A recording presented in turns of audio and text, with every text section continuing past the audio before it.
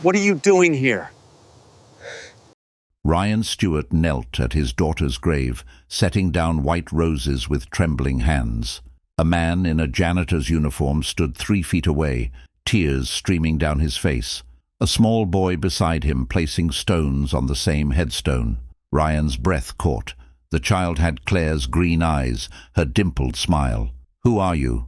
Ryan's voice cracked. The janitor looked up, voice barely a whisper. "I'm Marcus, your daughter. She was my wife." But before we find out what happens next, don't forget to subscribe and turn on notifications so you never miss stories like this. Drop a comment telling us where you're listening from right now. All right, let me tell you how a billionaire real estate mogul discovered the grandson he never knew existed. 10 years ago, Ryan Stewart's life looked completely different. At 44, he stood at the pinnacle of American success. CEO of Stewart Development Corporation, the largest commercial real estate firm in the Northeast. His name graced the sides of skyscrapers in Manhattan, Boston, and Philadelphia.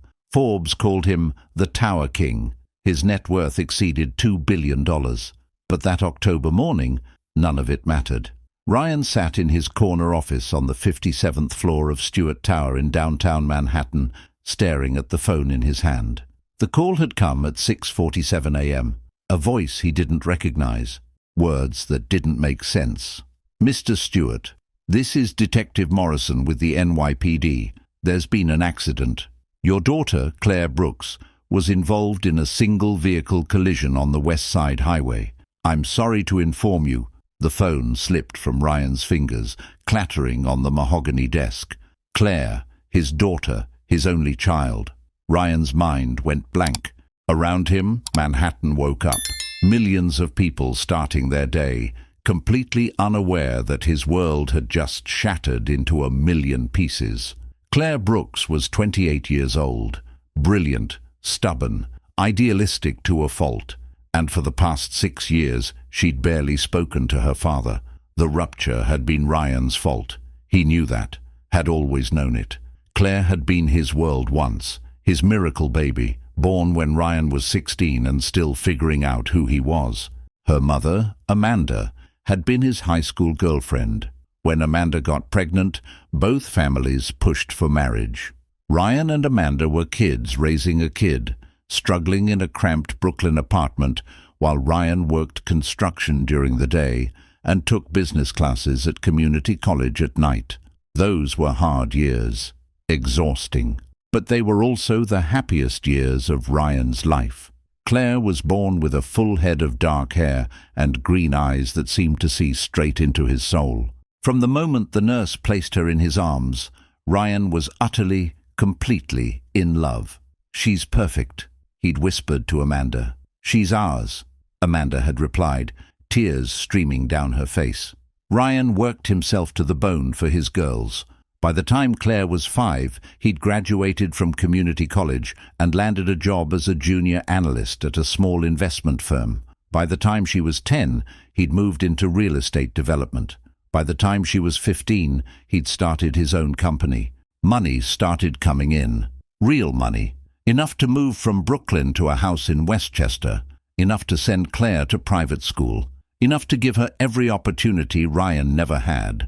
But somewhere along the way, something shifted. Ryan remembered the exact moment. Claire was 16, sitting at the dinner table in their new house, a sprawling colonial with 6 bedrooms and a 3-car garage. She'd just gotten her acceptance letter to a summer program for environmental studies. "Dad, I got in. I'm going to spend 6 weeks in Costa Rica studying rainforest conservation." Ryan barely looked up from his phone. "That's nice, honey.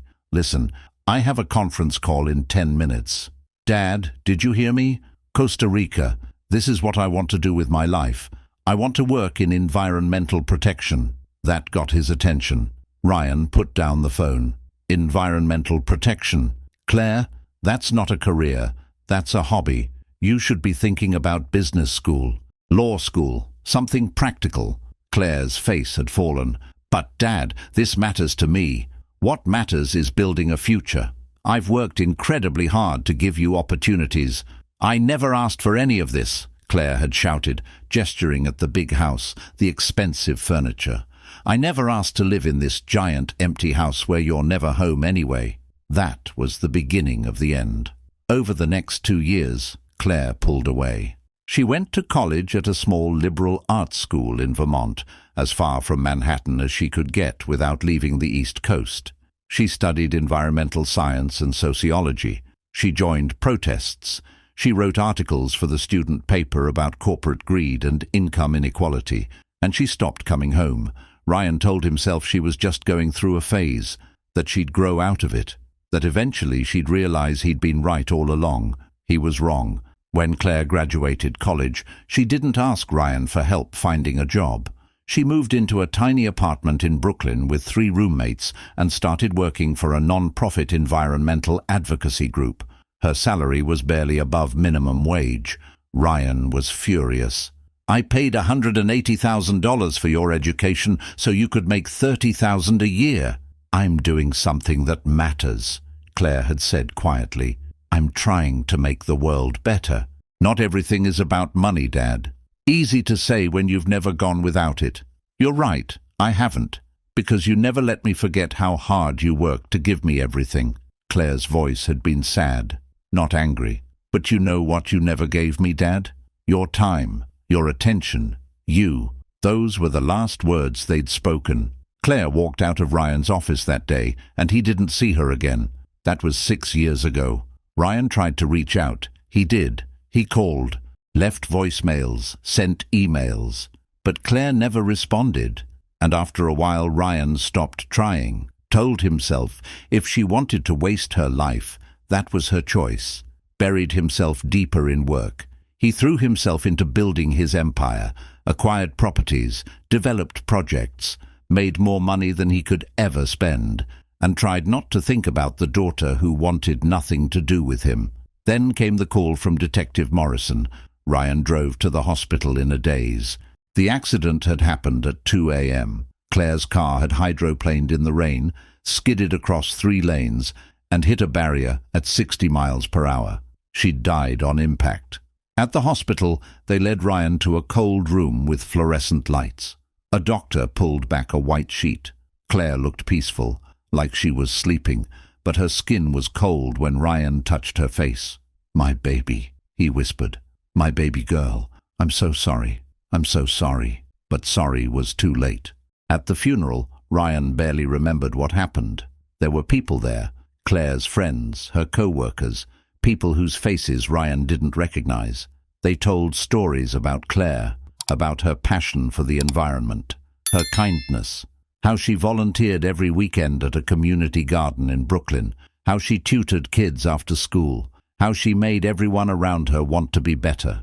Ryan listened to strangers talk about his daughter and realized he'd known almost nothing about her life. After the funeral, Ryan went through Claire's belongings.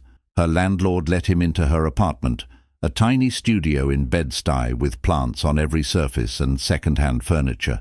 Claire had lived here for 3 years, and Ryan had never visited once. In her desk drawer, Ryan found journals, years of them. He sat on her bed and read, tears streaming down his face. Entry after entry chronicled Claire's life, her work, her dreams, her heartbreak over the distance from her father. In one entry from 2 years ago, she'd written, "I wish Dad could see that I'm happy, that I'm doing meaningful work, that I don't need his money or his approval. I just needed his love, but he can't separate the two.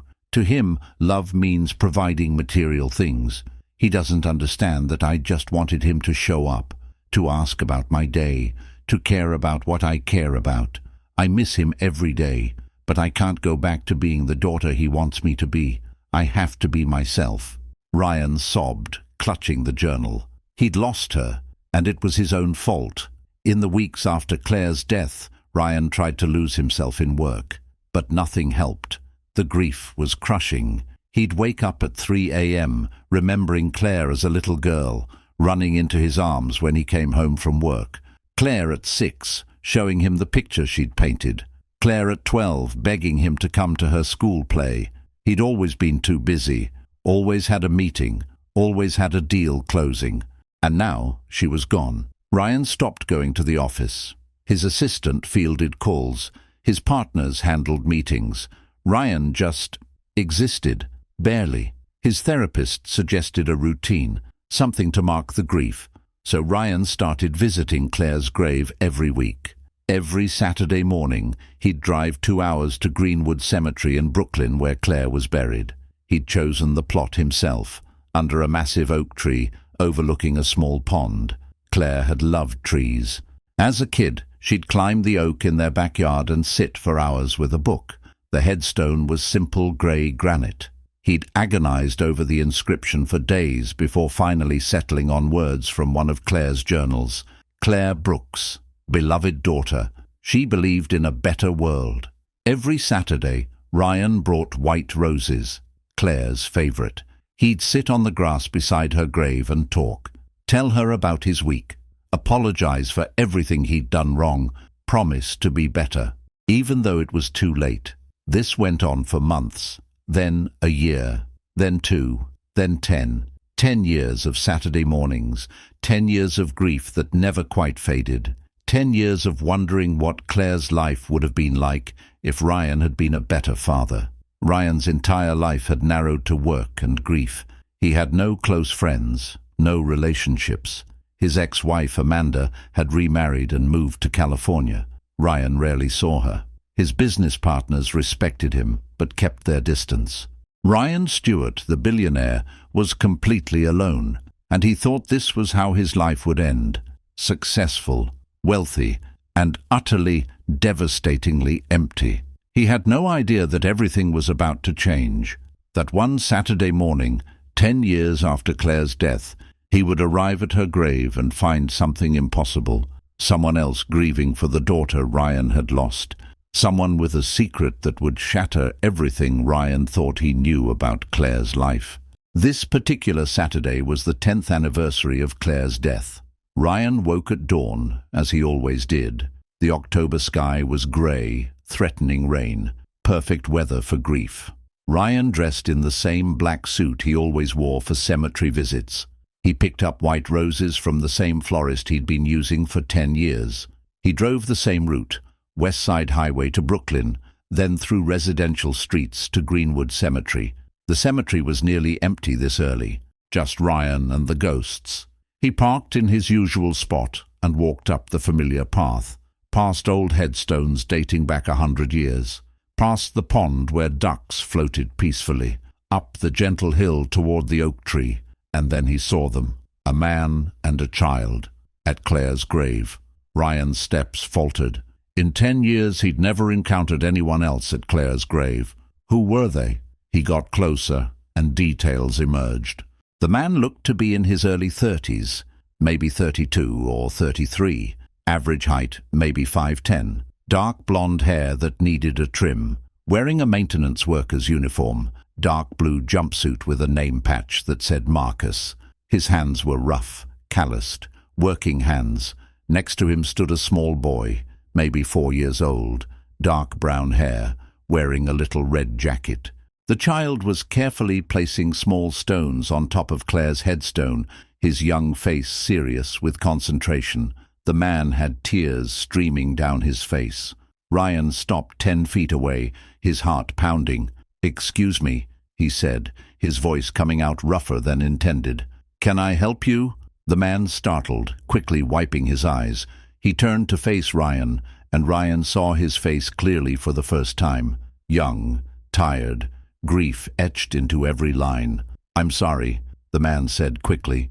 "We didn't mean to intrude. We'll go—" "No, wait!" Ryan stepped closer. This is my daughter's grave, Claire Brooks. Did you know her?" The man's face went pale. His eyes widened. You're Ryan Stewart?" "Yes. How did you know—" "Claire talked about you." The man's voice was barely audible.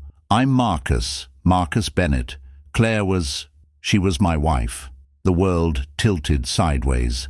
Ryan stared at this stranger, this janitor in a maintenance uniform, trying to process words that made no sense. Wife. Claire had been married. "That's impossible," Ryan heard himself say. "Claire wasn't married. I would have known." We got married 4 years ago, Marcus said quietly. Small ceremony, just us and a couple of friends. Claire didn't want a big wedding. She said it didn't matter. What mattered was... His voice broke. What mattered was that we loved each other. Ryan's knees felt weak. He looked at the small boy who was watching this exchange with wide, curious eyes, green eyes, Claire's eyes. "And the child?" Ryan asked, though some part of him already knew the answer. "This is Ethan." Marcus's hand rested protectively on the boy's shoulder. "Our son. Claire's son. He just turned 4 last month." Ryan couldn't breathe. A grandson. He had a grandson, and he'd never known. How? Ryan couldn't form a complete sentence.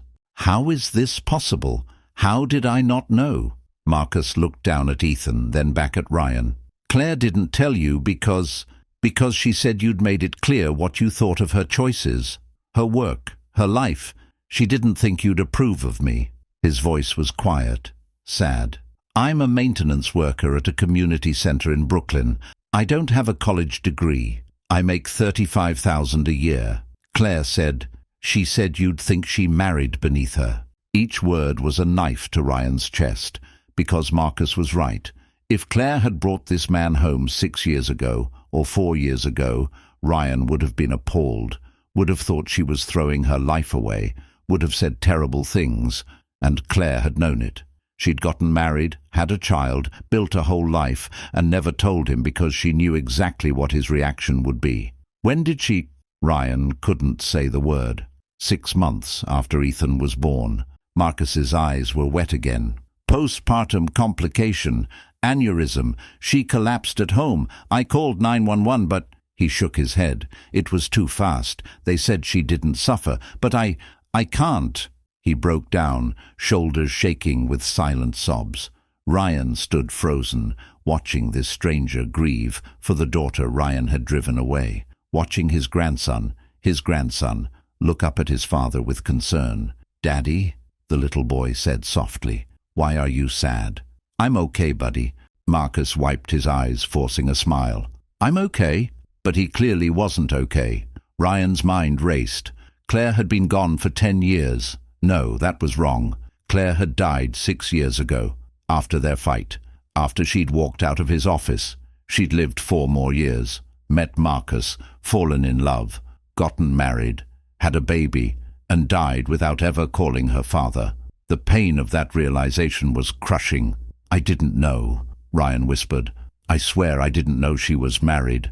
Didn't know about Ethan. She never told me." "I know." Marcus's voice was kind, which somehow made it worse. "Claire said you two weren't in contact. She said it was complicated. It was my fault." The words burst out of Ryan. "Everything was my fault. I was a terrible father. I chose work over her again and again, and when she tried to live her own life, I rejected her for it. The last thing I said to her was cruel, and then she was gone, and I never got to apologize. Never got to tell her I was proud of her. Never got to..." Ryan's voice broke. 10 years of grief crashing over him all at once. He sank to his knees in the grass, next to Claire's headstone. His whole body shook with sobs. Marcus stood awkwardly nearby, clearly unsure what to do. "Daddy?" Ethan tugged on Marcus's sleeve. "Why is the old man crying?" "Because he loved Claire too," Marcus said softly. "And he misses her. Like we miss Mommy?"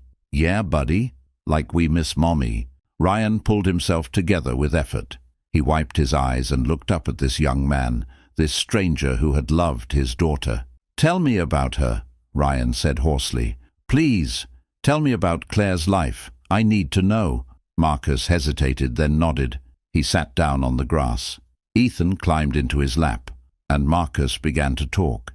He told Ryan about meeting Claire 5 years ago at a community garden in Brooklyn. Claire had been leading a workshop on composting. Marcus had been there with kids from the community center where he worked.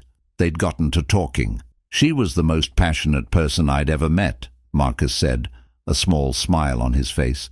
"She cared so much about everything, the environment, social justice, helping people. She was always organizing something, a cleanup, a protest, a fundraiser. Marcus told Ryan about their first date, a picnic in Prospect Park with food Claire had made herself because she said restaurants were wasteful, about how Claire talked for 2 hours about her dream of starting an urban farming initiative to bring fresh food to food deserts. She wasn't just talk, Marcus said. She actually did it, got a grant, turned 3 abandoned lots in Bed-Stuy into community gardens, taught people how to grow their own food, created jobs for local teenagers. Ryan listened, tears streaming down his face. This was his daughter, this incredible woman who changed her community, and he'd missed all of it. Marcus told him about their wedding, Claire in a simple white dress from a thrift store, flowers in her hair that she'd grown herself, about her pregnancy, how excited and terrified she'd been, about Ethan's birth, how she'd cried when they placed him in her arms, whispered, "He's perfect." "She was the best mom," Marcus said, his voice thick. "Those 6 months we had with her after Ethan was born, they were the best months of my life. She'd sing to him, these silly made-up songs, and she'd tell him stories about all the things they'd do together when he got bigger, all the places they'd explore." Marcus's voice broke again. "She should be here. She should be watching him grow up. It's not fair." "No," Ryan whispered. "It's not fair." They sat in silence for a long moment. Ethan had fallen asleep in Marcus's lap, exhausted from the emotion of the morning. Finally, Ryan spoke. "Why did you come here today?" "I come every week," Marcus said. "I want Ethan to know his mother, even if he can't remember her. I bring pictures, tell him stories. Claire's buried here because you chose this spot, right? I looked up the deed. It's in your name." "Yes." I thought, she loved trees. "She did." Marcus looked up at the oak. "She would have loved this spot. Thank you for giving her such a beautiful place to rest." Ryan nodded, unable to speak. "I should go," Marcus said after a moment. "Ethan needs to nap, and I have a shift at 4. He started to stand, carefully cradling the sleeping child. "Wait." Ryan stood too. Can I see you again? And Ethan? Please, I know I have no right to ask, but he's my grandson, my only connection to Claire, and I need—" He couldn't finish the sentence. Marcus studied him for a long moment. Ryan could see the calculation happening. This man protecting his son from potential hurt, from a wealthy stranger with unclear motives. "Claire talked about you sometimes," Marcus finally said. "She said you were complicated, that you loved her but didn't know how to show it, that you valued the wrong things." He paused. "But she also said she wished things had been different, that she missed having a dad." Ryan's throat tightened. "I don't want Ethan to grow up without family," Marcus continued. "He doesn't have grandparents. My parents died when I was a kid. Claire's mom lives in California and we barely hear from her. It's just been me and Ethan. And that's hard. Really hard." "I want to be in his life," Ryan said urgently. "I want to know my grandson. I want to be the grandfather I never got to be. Please, give me a chance." Marcus looked down at sleeping Ethan, then back at Ryan. "Okay," he said quietly. "You can visit. But I need you to understand something.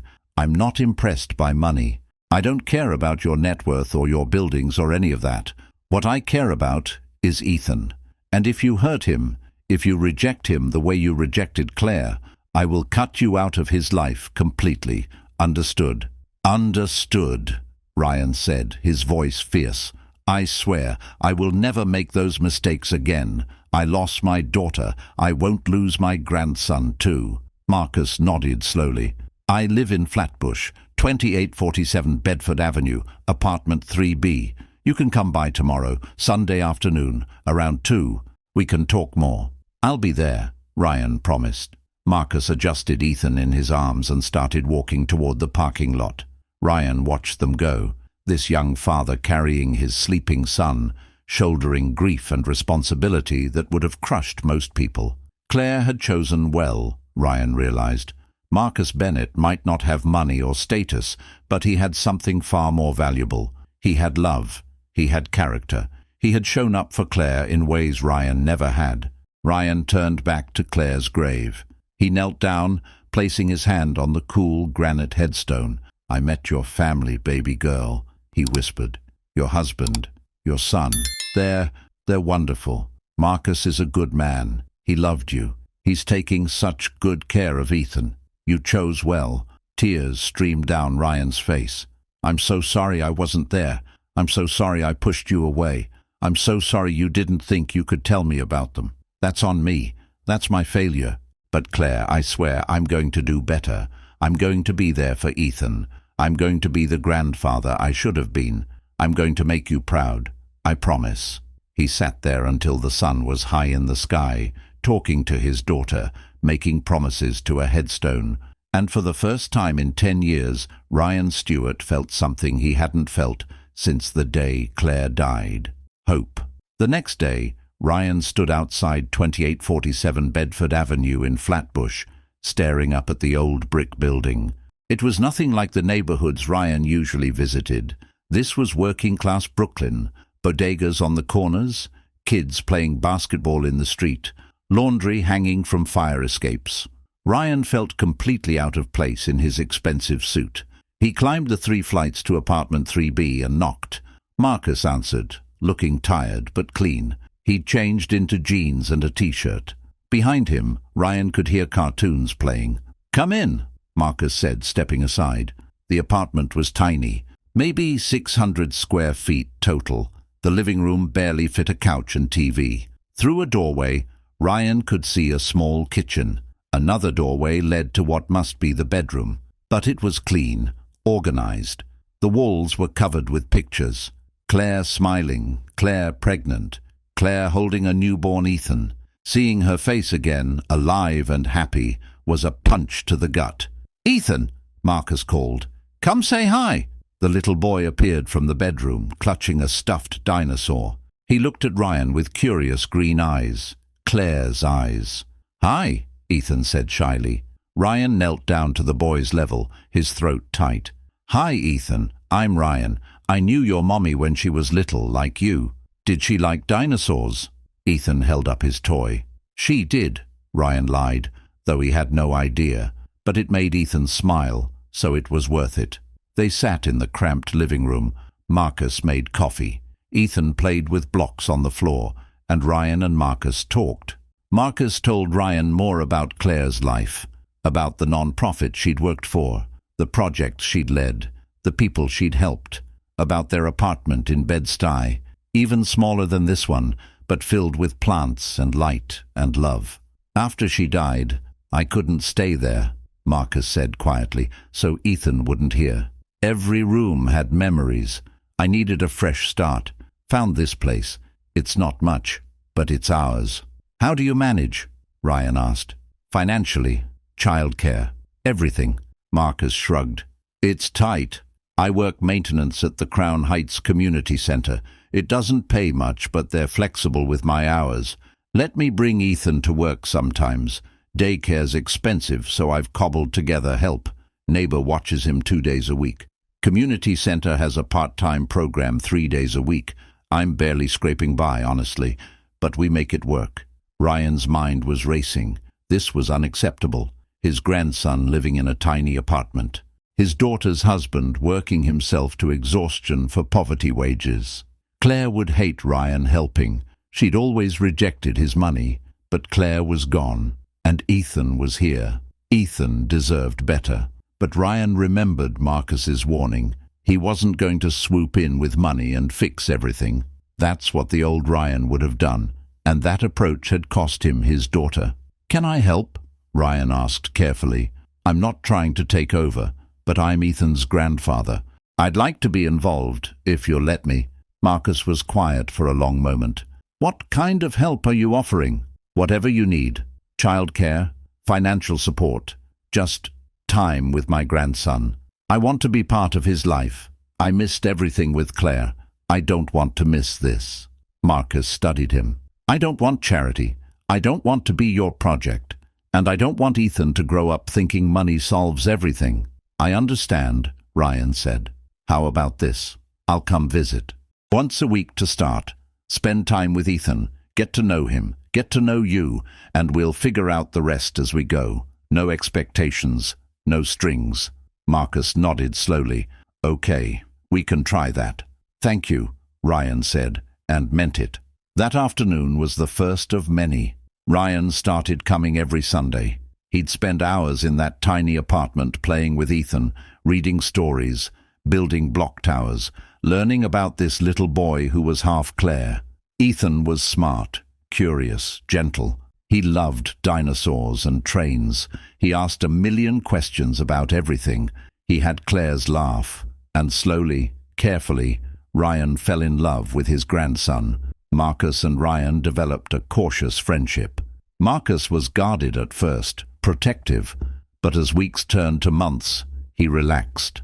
They talked while Ethan played, about life, about Claire, about grief and fatherhood and trying to do better.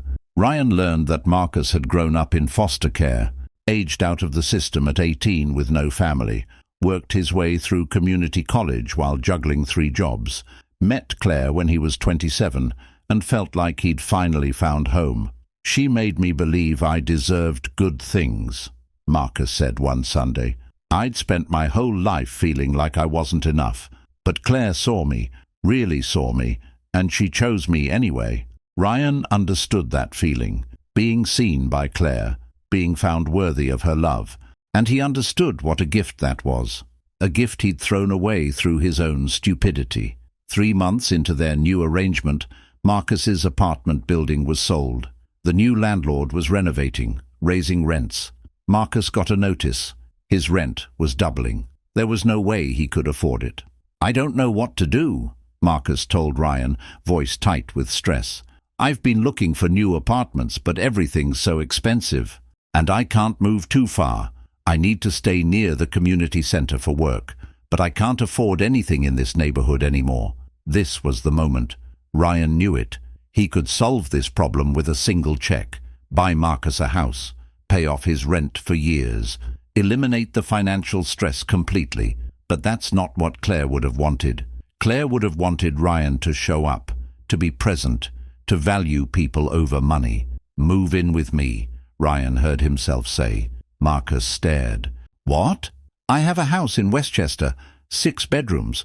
It's way too big for one person. There's a guest house in the back that's completely separate. You and Ethan could live there. Privacy, space. You wouldn't have to pay rent. You could save money, and I'd get to see my grandson more. Ryan, I can't. Please. Ryan's voice was raw. I'm not trying to buy you. I'm not trying to control you. I lost 10 years with Claire. I don't want to miss any more time with Ethan. And you're struggling. Let me help.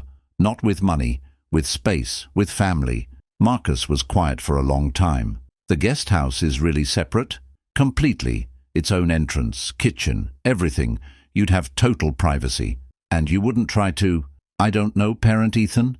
Or tell me what to do? No. You're his father. I'm just his grandfather. I know my place. Marcus looked down at Ethan, who was absorbed in a puzzle. Let me think about it. 2 weeks later, Marcus and Ethan moved into the guest house. It was strange at first. The house in Westchester had been empty for years. Ryan barely used it, preferring his Manhattan penthouse. But having Marcus and Ethan there brought life to the place. Ryan heard Ethan's laughter in the garden, saw Marcus's truck in the driveway, came home to lights on in the guest house. For the first time in a decade, Ryan's house felt like a home. They developed a routine. Marcus would cook dinner a few nights a week and invite Ryan to join them. Ryan would watch Ethan on Saturday mornings, so Marcus could run errands. They'd all go to the park on Sunday afternoons. It wasn't perfect. They had disagreements. Marcus was fiercely independent and sometimes bristled at Ryan's suggestions. Ryan had to learn to back off, to ask instead of tell, to respect boundaries. But they figured it out, and Ethan thrived. He had space to run in the big backyard, his own room in the guest house, which Ryan helped Marcus paint. Ethan chose blue with dinosaur decals. He started at a good local preschool that Ryan paid for, a point of contention until Marcus agreed to pay Ryan back by handling maintenance on the main house. I'm not a freeloader, Marcus insisted. I pull my weight. I know, Ryan said. I never thought you were. 6 months after they moved in, Ryan came home from work to find Marcus in the kitchen of the main house, making dinner. This had become normal, Marcus refusing to let Ryan eat takeout every night. "Hey," Marcus said, stirring pasta sauce. "Ethan's watching a movie in the guest house. Dinner in 20. "Thanks." Ryan loosened his tie, exhausted from a long day of meetings. "Rough day?" "Just thinking." Ryan sat at the kitchen island. "It's the anniversary of the day Claire walked out of my office, the last time I saw her alive." Marcus turned off the stove and came to sit next to Ryan. "Want to talk about it?" Ryan found himself telling Marcus the whole story. The fight, the cruel things he'd said, how Claire had looked at him with such disappointment before walking away. "I was so sure I was right," Ryan said, "so certain that she was throwing her life away. But I was the one who was wrong. She was doing important work. She was happy. She was making a real difference. And I couldn't see it because I was too busy measuring success by the only metric I understood: money." Marcus was quiet for a moment. Then, "Claire didn't hate you, you know." Ryan looked at him sharply. "She talked about you sometimes," Marcus continued. "Usually late at night when she couldn't sleep. She'd tell me stories about being a kid, how you used to read to her before bed, how you taught her to ride a bike, how you'd take her to the office on Saturdays and let her sit at your desk and work." Ryan remembered those Saturdays, before everything got complicated. When Claire was 6, 7, 8, she'd put on one of his ties and pretend to make important phone calls. "She loved you," Marcus said. "She was hurt, angry, disappointed, but she loved you. She needed you to meet her where she was, not where you wanted her to be." "I was so stupid," Ryan whispered. "You were human. You made mistakes. But Ryan, look around. You're getting a second chance with Ethan. Don't waste it." Ryan nodded, throat tight. Over dinner, Ethan chattered about his day, preschool, friends, a caterpillar he'd found in the garden. Ryan listened, really listened, in a way he'd never listened to Claire. After Ethan went to bed, Ryan and Marcus sat on the porch of the guest house, drinking beer and talking about nothing in particular, the ease of friendship. "Thank you," Ryan said suddenly. "For what?" "For giving me this chance, for letting me be part of Ethan's life, for trusting me even though I didn't deserve it." Marcus shrugged. Everyone deserves a second chance. That's what Claire believed. She'd want Ethan to know his grandfather. "I hope I'm making her proud." "You are," Marcus said quietly. "I think you really are." 1 year became 2. Ethan grew from a shy 4-year-old to a confident 6-year-old. He started first grade at the local public school. He had friends. He was thriving. Marcus and Ryan's relationship deepened. They weren't just grandfather and father of the same child anymore. They were friends, family. Ryan cut back on work, started leaving the office at 5 instead of 8, spent evenings with Marcus and Ethan, helped with homework, played catch in the backyard, showed up for soccer games and school plays, all the things he'd never done for Claire. He couldn't change the past, but he could be present now. One evening, Marcus got a call from the community center. Budget cuts. They were eliminating positions. Marcus's job was gone. "I've got 2 weeks," Marcus told Ryan, voice tight. "Then I'm unemployed." "You'll find something else," Ryan said. "Doing what? I barely have any skills. No degree. I'm 34 years old with a resume that says maintenance worker." Marcus ran his hands through his hair. "I don't know what to do." Ryan wanted to fix it, wanted to offer Marcus a job, write a check, solve the problem with money. But he'd learned that wasn't what Marcus needed. "What do you want to do?" Ryan asked instead. "If you could do anything, what would it be?" Marcus laughed bitterly.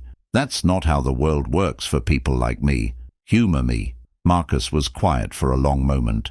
"I've always wanted to be a teacher, work with kids, but that requires a degree, college, money I don't have, time I don't have." "What if you had the time?" Ryan asked carefully. "What if someone watched Ethan while you went to school? What if tuition wasn't an issue?"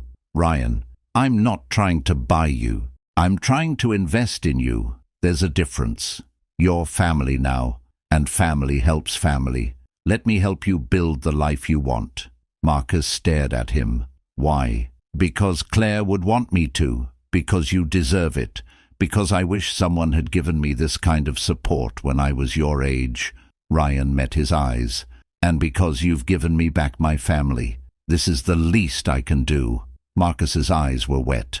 "I don't know what to say." "Say yes." "Yes," Marcus whispered. "Okay, yes." Marcus enrolled in a teaching program at a nearby college. Ryan hired a nanny to watch Ethan after school. Marcus studied, went to classes, worked harder than Ryan had ever seen anyone work. And 2 years later, Marcus graduated with a degree in elementary education. Ryan sat in the audience, Ethan beside him, and watched Marcus walk across the stage. His chest was so full of pride he thought it might burst. This was what it meant to be family, not blood, not obligation, but showing up, supporting each other, building each other up. Marcus got a job teaching second grade at a public school in Westchester. The pay wasn't amazing, but it was steady. He loved it. Came home every day with stories about his students, glowing with purpose. "Thank you," he told Ryan one night, "for believing in me, for making this possible." "You did the work," Ryan said. "I just removed some barriers." "Still, you didn't have to, but you did." They looked at each other, and Ryan saw something shift in Marcus's expression, something warm and complicated and entirely unexpected. Ryan felt it too, had been feeling it for months, if he was honest. The way his heart rate picked up when Marcus smiled, the way he looked forward to evenings together, the way Marcus's presence had become the best part of his day. He was 58 years old. Marcus was 36. There was an age gap, history, complication, but there was also something undeniable growing between them. Neither of them said anything that night, but the awareness hung in the air, heavy and electric. A few weeks later, Marcus invited Ryan to Ethan's school play. Ethan was playing a tree in the first grade production of The Wizard of Oz. They sat together in the crowded auditorium, shoulders touching. Ethan stood on stage in a brown costume with paper leaves, completely still, taking his role as a tree very seriously. "He's so good at being a tree," Ryan whispered, and Marcus laughed, the sound quiet and warm. Their hands were inches apart on the armrest between them. Ryan felt hyper-aware of the distance, the space that felt both too much and not enough. Marcus's pinky finger moved, just slightly, brushing against Ryan's.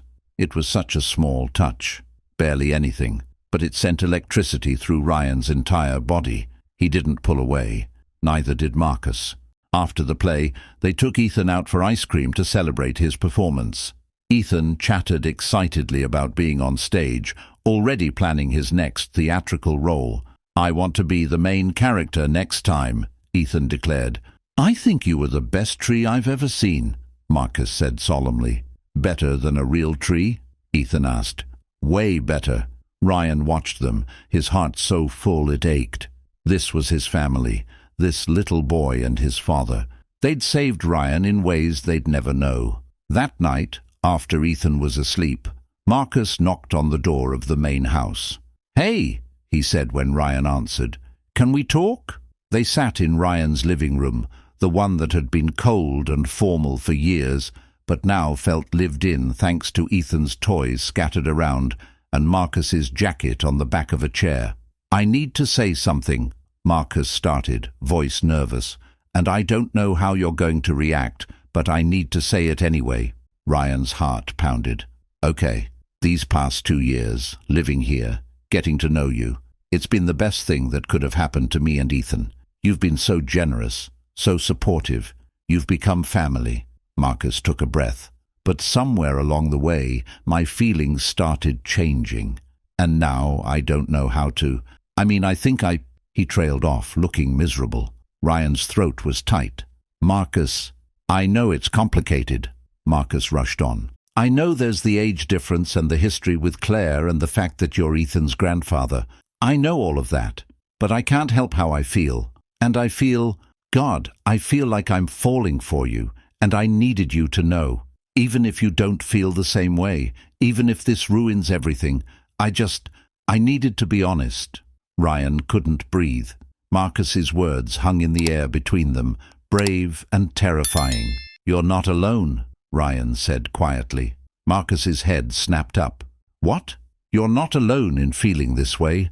I've been fighting it for months, telling myself it was wrong, that I was too old for you, that it would complicate everything. But Marcus, I wake up every morning excited to see you. I find excuses to be near you. You make me laugh in ways I haven't laughed in years. You make me want to be better, and I think I've fallen for you too." They stared at each other, the confession hanging between them. "What do we do?" Marcus whispered. "I don't know," Ryan admitted. "This is complicated, yeah, but I don't want to lose you, either of you. Ethan is my grandson. You're the best thing in my life. I can't mess this up." "Then we take it slow," Marcus said. "We figure it out together. We put Ethan first, always." "Always," Ryan agreed. They sat in silence for a long moment. Then Marcus reached across the couch and took Ryan's hand. It felt like coming home. They took it incredibly slow. No labels, no announcements. Just the two of them figuring out what this new thing between them could be. They had coffee together after Ethan went to bed, talked for hours, learned each other in new ways. Their first kiss happened 3 weeks later. Marcus had cooked dinner. Ethan had fallen asleep on the couch watching a movie. Ryan was helping clean up in the kitchen. "Thank you for dinner," Ryan said. "It was perfect." "You say that every time," Marcus teased, "because it's true every time." They were standing close, too close. Marcus's eyes dropped to Ryan's mouth. "Can I—" Marcus started. "Yes," Ryan said. The kiss was soft, tentative, perfect. When they pulled apart, both were smiling. "Wow," Marcus breathed. "Yeah," Ryan agreed. "Wow." They dated in secret for 6 months, not because they were ashamed, but because they wanted to protect Ethan, wanted to be sure this was real before introducing new complications to the boy's life. But it was real, so incredibly real. Ryan had been in love before, with Amanda when they were kids. But this was different. This was adult love, chosen love, love built on friendship and respect and showing up day after day. Marcus made him laugh, challenged him, called him out when he was being stubborn or falling into old patterns, supported his work, while also insisting he maintain balance. And Ryan did the same for Marcus, celebrated his successes as a teacher, listened when he had hard days, reminded him that he was brilliant and capable and deserving of good things. They were partners, in every sense of the word. Finally, 9 months into their relationship, they decided to tell Ethan. They sat him down one Saturday morning. Ethan was 7 now, perceptive and smart. "Buddy, we need to talk to you about something," Marcus said. Ethan looked between them, eyes wide. "Am I in trouble?" "No," Ryan said quickly. "Nothing like that. We wanted to tell you something." "You know how you have friends at school," Marcus started, "and how sometimes friends can become really close, like best friends?" "Yeah," Ethan said cautiously. "Well, Ryan and I have become really close, more than just friends. We care about each other a lot, like how your friend Tyler's parents care about each other." Ethan's eyes went wide. "You mean like boyfriend and boyfriend?" "Yeah," Marcus said, voice soft. "Like that. Is that okay with you?" Ethan was quiet for a moment, processing. Then, "Does this mean Ryan will be my grandpa and your boyfriend?" "Yes," Marcus said. "Is that weird?" Ethan shrugged. "I guess not. Tyler has 2 moms, and Zoe has a grandma who married a grandpa who's not her real grandpa, so I guess you can be a boyfriend grandpa." Ryan laughed, relief flooding through him. "Boyfriend grandpa. I like that. Can we have pancakes now?" Ethan asked, already moving on. "Yes," Marcus said, grinning at Ryan. "We can definitely have pancakes." That night, after Ethan was asleep, Ryan and Marcus lay on the couch in the guest house, Marcus's head on Ryan's chest. "That went well," Marcus murmured. "Better than I hoped," Ryan agreed. "I love you," Marcus said quietly. I know we haven't said it yet, but I do. I love you. Ryan's heart felt too big for his chest. I love you too, so much. They fell asleep like that, tangled together, finally able to be fully themselves. 2 years later, Ryan stood in the backyard of his Westchester house, watching Marcus and Ethan set up for Ethan's 9th birthday party. The backyard was transformed with decorations. Kids from Ethan's school ran around playing tag. Marcus laughed at something one of the parents said, his face bright with joy. Ryan's phone buzzed. Work email. Some crisis that needed his attention. He looked at it, then looked at Marcus and Ethan, at this life they'd built together. He turned off his phone. Work could wait. This was what mattered. Later, after the party wound down and Ethan's friends went home, the three of them sat on the porch eating leftover cake. "Best birthday ever," Ethan declared, frosting on his face. "I'm glad, buddy," Marcus said, ruffling his hair. Ryan watched them, his family, and felt such overwhelming gratitude. He'd lost Claire. That grief would never fully disappear. There were still hard days when he missed her so much it physically hurt, but she'd given him a gift. 2 gifts, really. Ethan, his brilliant, kind, funny grandson, and Marcus, the love of his life.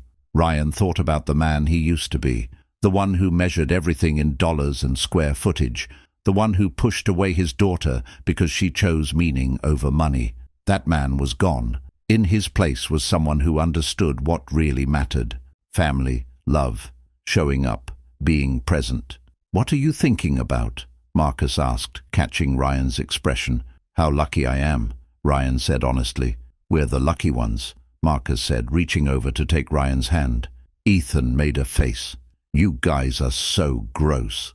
"Yep," Marcus agreed, grinning. "We absolutely are." They sat there as the sun set, the three of them together, and Ryan Stewart finally understood what his daughter had been trying to tell him all along. Success wasn't measured in buildings or bank accounts. It was measured in moments like this, in love freely given and gratefully received, in second chances embraced, in family built not from blood, but from choice. Claire would be proud, Ryan thought, and for the first time since her death, that thought didn't bring crushing grief. It brought peace. 5 years later, Ryan Stewart stood at Claire's grave once again, but this time he wasn't alone. Marcus stood beside him, hand in Ryan's. Ethan, now 14 and nearly as tall as Marcus, placed fresh flowers on his mother's headstone. "Hi, Mom," Ethan said quietly. "I miss you, but I wanted you to know I'm okay. We're all okay." He stepped back, giving Ryan space. Ryan knelt by the grave, placing his hand on the cool stone. "Hi, baby girl. I brought the family to see you." He smiled through tears. "Your son is incredible, smart, kind, funny, so much like you. And Marcus, you chose well, Claire. He's the best man I've ever known, and I love him. I hope that's okay." Behind him, Marcus's hand rested on Ryan's shoulder, warm and steady. "We're happy," Ryan continued. "Really happy. I wish you were here to see it, but I think maybe you are. Maybe you sent them to me, gave me the second chance I didn't deserve. So thank you. Thank you for my family." They stood there together, the three of them, honoring the woman who'd brought them together. Ryan thought about how impossible this moment would have seemed 10 years ago, standing at his daughter's grave with her widower, now his partner, and their teenage son, a family forged from grief and second chances. Claire had always believed in unexpected possibilities, in finding beauty in broken things, in creating family from connection rather than obligation. She would have loved seeing this, Ryan thought. Would have loved knowing that her death, as tragic as it was, had ultimately brought together the people she loved most. Marcus squeezed Ryan's shoulder gently. "We should go. Ethan has soccer practice at 4. Ryan nodded, standing slowly. His knees weren't what they used to be. 63 felt older some days than others. "I'll see you next week, sweetheart," Ryan whispered to the headstone. "I love you." On the drive home, Ethan fell asleep in the back seat, exhausted from the emotional morning. Marcus drove, one hand on the wheel, one hand holding Ryan's. The car was quiet except for soft classical music from the radio and Ethan's gentle breathing from the back. "You okay?" Marcus asked quietly, glancing at Ryan. "Yeah," Ryan said, watching the trees blur past the window. "I really am. It never gets easier, does it? The missing her part." "No," Ryan admitted, "but it gets different, less sharp, more like an old ache than a fresh wound." Marcus nodded. "I dream about her sometimes. She's always young, always smiling, always telling me to stop being so serious." "That sounds like her," Ryan said, voice thick. "She never could stand people who took themselves too seriously." "She'd probably think we're ridiculous," Marcus said, a small smile on his face. "Two grown men still visiting her grave every month." "She'd understand," Ryan said firmly. "She always understood love, even when I didn't." They drove in comfortable silence for a while. "I'm glad you found us," Marcus said eventually. "That day at the cemetery, I'm glad you didn't just walk away." "I couldn't have," Ryan said. "The moment I saw Ethan's eyes, Claire's eyes, I was done for. There was no walking away from that. Still, you could have just, I don't know, sent money, kept your distance. A lot of wealthy men would have." "I was that man once," Ryan said quietly. "The man who thought money solved everything, who thought providing meant the same as being present. That man lost his daughter. I wasn't going to lose my grandson too." "You didn't just get a grandson," Marcus said softly. "You got all of this. Us." "Best trade I ever made," Ryan said, squeezing Marcus's hand. And he was. The grief would always be there, the regret, the wish that he'd done things differently with Claire. The knowledge that he'd had 28 years with her and wasted most of them chasing things that didn't matter. But alongside the grief was gratitude, love, joy. He had a family, a real family, not perfect, but real. Marcus, his partner of 5 years now, who challenged him and loved him and made him better every single day.